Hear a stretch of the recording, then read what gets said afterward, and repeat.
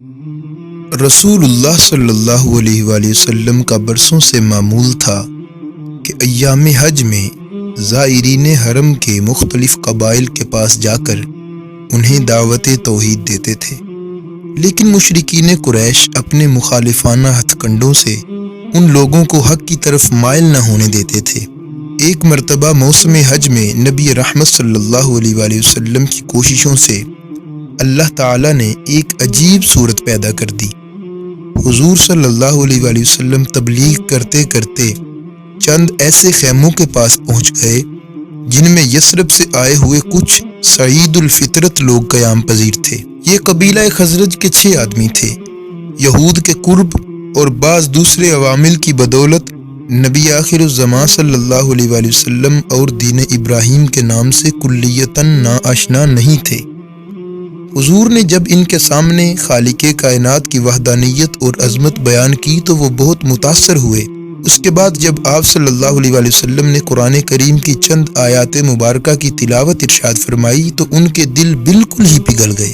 انہوں نے ایک دوسرے کی طرف دیکھا اور کہا کہ واللہ یہ تو وہی نبی ہیں جن کا تذکرہ ہر وقت یہود کی زبان پر ہے، دیکھنا یہود کہیں ہم سے قبول حق میں سبقت نہ لے جائیں۔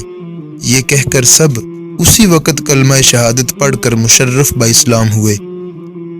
خزرج کی ان خوشبخت ہستیوں کا قبول اسلام گویا انصار میں صبح سعادت کا طلوع تھا۔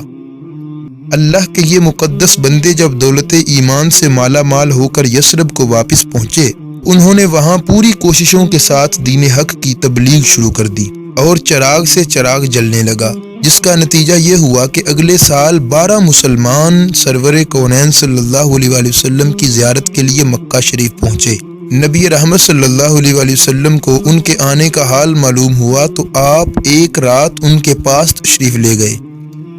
انہوں نے بڑھ کر حضور کے قدم لیے اور آپ کی بیعت سے مشرف ہوئے۔ واپسی کے وقت ان اصحاب نے حضور سے التجا کی کہ انہیں قرآن پڑھانے اور دین کی باتیں سکھانے کے لیے ایک معلم عطا کریں۔ حضور نے اس اہم کام کے لیے اپنی دعوت کا نمائندہ بنا کر حضرت مصعب بن عمیر کو منتخب فرمایا اور انہیں حکم دیا کہ وہ تبلیغ حق کے لیے مسلمانوں کی تنظیم و تعلیم کے لیے یثرب چلے جائیں۔